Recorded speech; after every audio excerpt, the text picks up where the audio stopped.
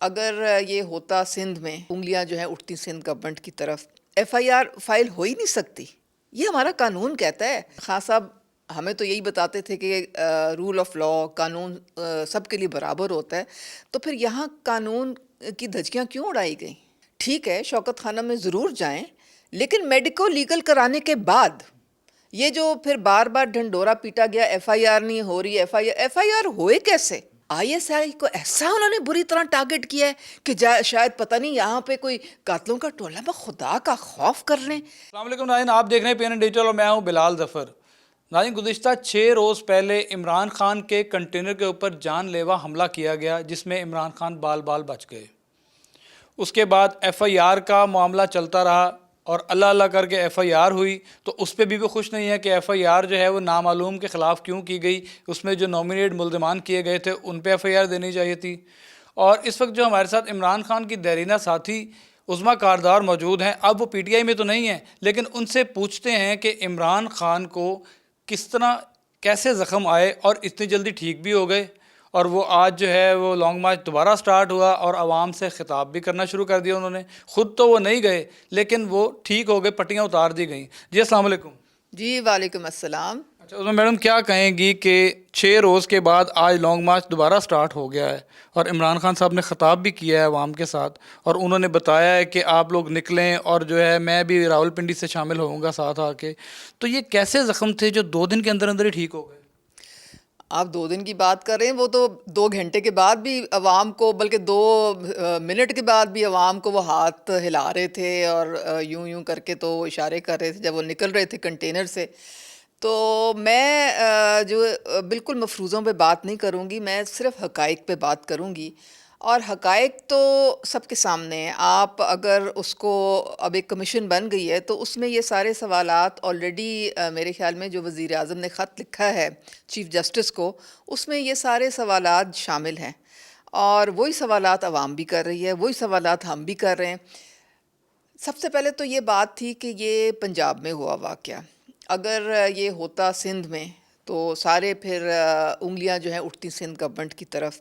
لیکن پنجاب میں تو پی ٹی آئی کی حکومت ہے، اور اگر پی ٹی آئی کی حکومت ہے تو جب ان کو بتایا گیا تھا کہ خان صاحب کی لائف کو تھریٹ ہے تو انہوں نے کیوں نہیں بلٹ پروف شیلڈ ان کے سامنے لگائی؟ اب جو وہ لگا رہے ہیں تو اس وقت بھی تو ان کو بتایا گیا تھا. تو یہ تو کوتاہی کس کی ہے؟ سب سے پہلے تو اس بات کا جواب دیا جائے. پھر دیکھیں، ہمارا ایک قانون ہے، اس کے مطابق میڈیکو لیگل بہت ضروری ہوتا ہے. کوئی بھی اس طرح کا جب واقعہ ہو تو اس میں سب سے پہلے کسی سرکاری ہسپتال میں جا کے میڈیکو لیگل کرانا پڑتا ہے. اب مجھے آپ یہ بتائیں کہ کیا کسی کو وہاں قانون کا نہیں علم؟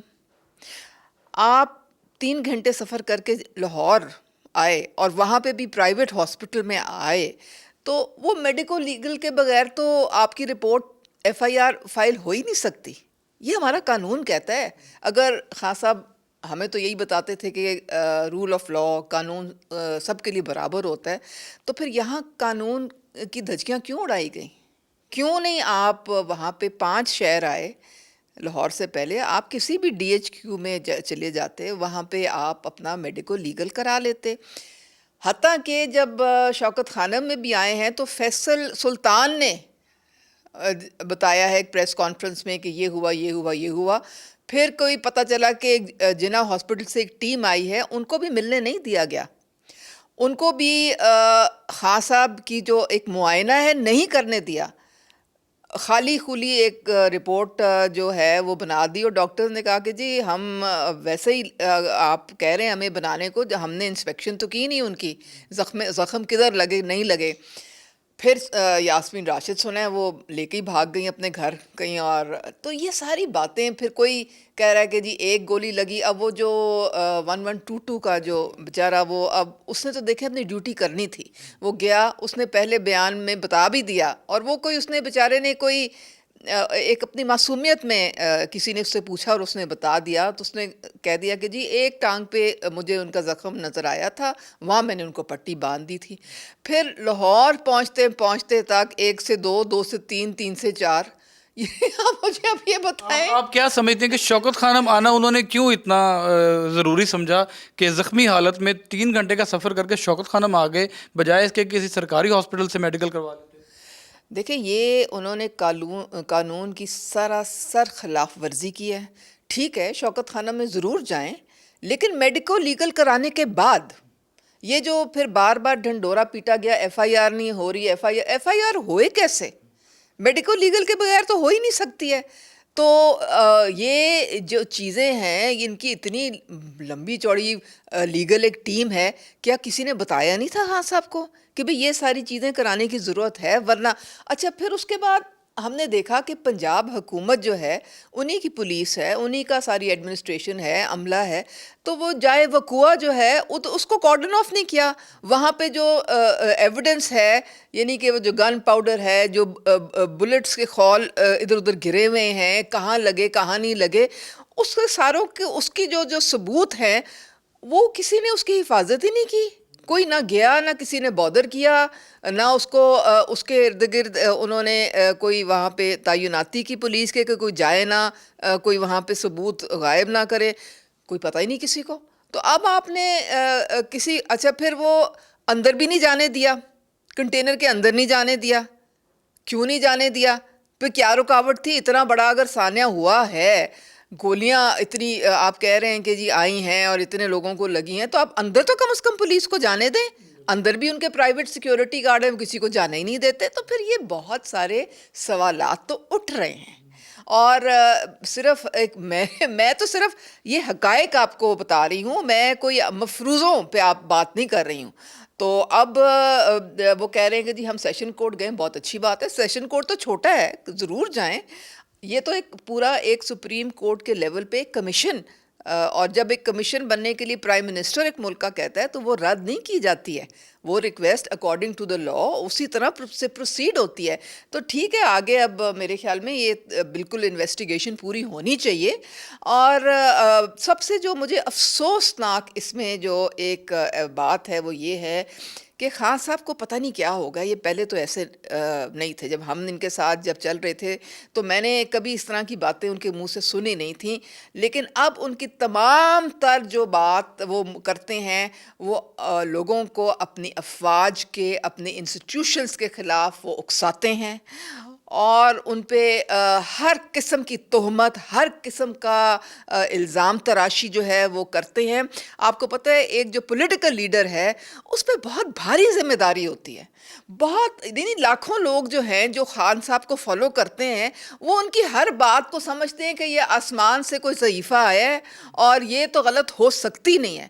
اور اگر آپ ہماری افواج کے اعلیٰ افسران کے روز ایک کسی نئے افسر کا وہ ایک نیا نام لے لیتے ہیں, یہ کیا تماشا ہے؟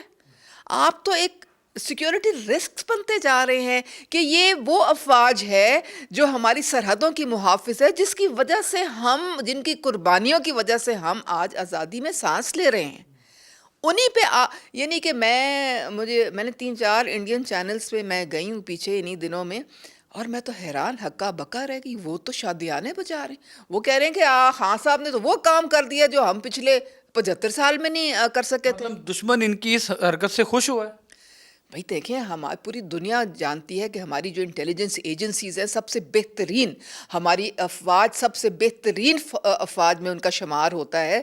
5th لارجسٹ اسٹینڈنگ آرمی ہے وہ, پوری دنیا میں مانی گرامی ہے, اور اس کی دھچکیاں اڑا دی ہیں خان صاحب نے. آئی ایس آئی کو ایسا انہوں نے بری طرح ٹارگٹ کیا ہے کہ شاید پتہ نہیں یہاں پہ کوئی قاتلوں کا ٹولہ, میں خدا کا خوف کر لیں. یہ تو آپ اپنے ملک سے اس سے بڑی دشمنی آپ کیا کریں گے کہ آپ ایک دشمن کا جو ایک نیریٹو ہے, جو دشمن کا جو ایک بیانیہ ہے, جو کہ وہ اتنے عرصے سے وہ کروڑوں اس پہ لگاتے ہیں کہ کسی طریقے سے عوام جو ہے وہ خلاف ہو جائے اپنی افواج کے. لیکن یہ خان صاحب کو بڑی غلط فہمی ہے. عوام کو سب پتہ ہے کیا ہو رہا ہے. ہم اپنی افواج کے ساتھ کھڑے ہیں, ہم اپنی انسٹیٹیوشنز کے ساتھ کھڑے ہیں.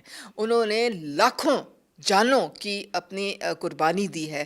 وہ ہر برے وقت میں قوم کے ساتھ ہماری, چاہے وہ ارتھ کویک ہو, چاہے وہ فلڈز ہوں, چاہے وہ کووڈ ہو, چاہے وہ یہ لوکس کا طوفان آ جائے, ہماری افواج جو ہیں وہ ہمارے زندگیاں بلس بلا میں کتنی انہوں نے قربانی دی، وہ کس لیے تھی؟